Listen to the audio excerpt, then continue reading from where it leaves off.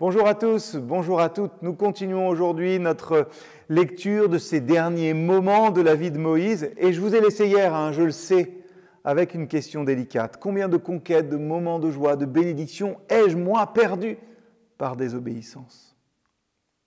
Nombre 20, ce chapitre que nous méditons depuis le début de la semaine, nous raconte comment, 40 ans plus tôt, Dieu avait dit à Moïse et à Aaron, « Vous vous adresserez à ce rocher là-bas et il donnera de l'eau.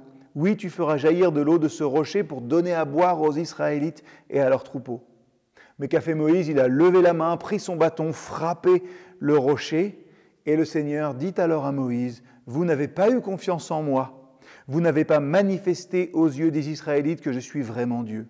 Pour cette raison, ce n'est pas vous qui conduirez le peuple dans ce pays que je vous leur donne. » Et donc, nous l'avons lu hier, Moïse est là au pays de Moab, il meurt hors de la terre promise, selon la parole de l'Éternel, et le peuple pleurera Moïse pendant 30 jours.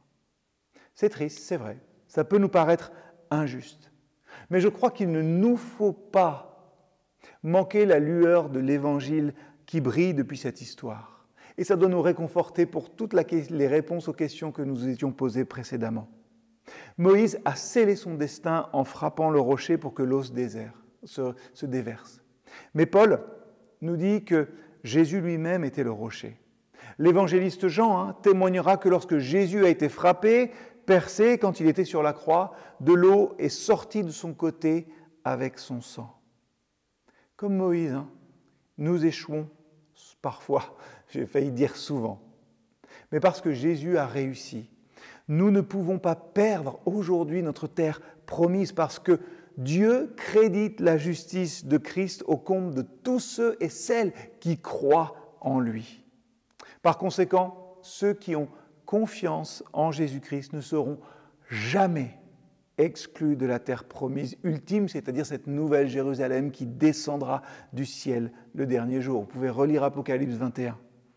Ainsi, la justice de Dieu, finalement, que nous allons méditer pendant les 2 derniers jours de cette semaine, m'invite aujourd'hui à me poser une question. Dans mes relations avec ceux et celles qui m'entourent, est-ce qu'il existe des personnes qui me demandent pardon peut-être pour les actes d'injustice qu'ils ont commis contre moi? Est-ce que je leur accorde ma clémence comme Christ m'accorde encore et toujours la sienne? À très bientôt.